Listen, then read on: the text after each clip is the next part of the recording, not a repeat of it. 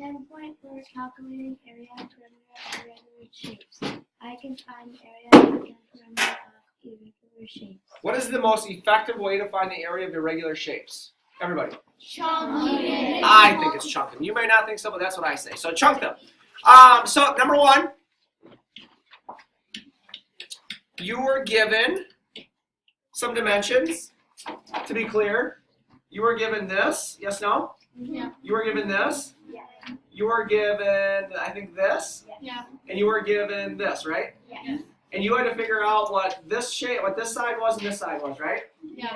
And you realize that if this was 8 and this was 6, what is the difference? 2. What's left over? 2. 2. Because this side right here and this side right here had to equal your 8, right? With me? Yeah. This is 10 and this was 2, right? Yeah. So what does this have to be in order to get to the 10? 2 plus 8. Yes, no? Yeah. Boys, you're really bothering me. Tyler, go find a new spot to sit.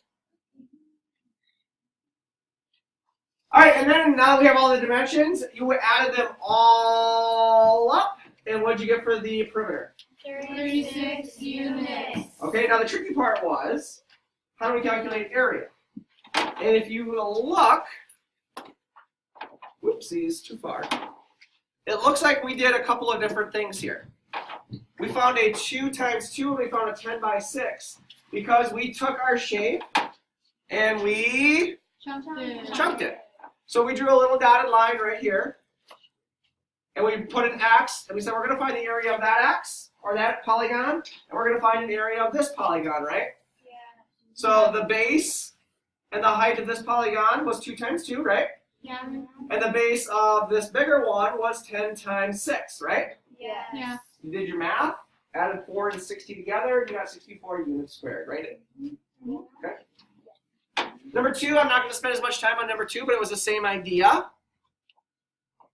We chunked to find area, 2 separate polygons, right? Yeah. Found the area of each of the polygons, added them together, and then same situation, we had some missing dimensions that we needed to find based on our given dimensions. Okay. Number 3, you had to plot the points to create this polygon right here. Your dimensions would be how many squares it takes up, right? Yeah. This last one. And then area, again, we chunked it into 2 different polygons. There's one polygon and there's the second. Last thing we did, whoopsies, you had an irregular shape. And this is a super irregular shape, yes, no? Yes. This irregular shape, we had to find all of the red X's. You see all the red X's in here? Yeah. Would be the whole squares, right?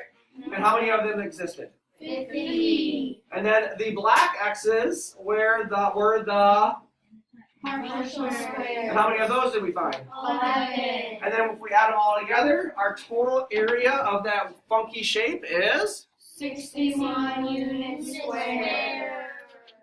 Questions? No. Stop using that voice. I hate it.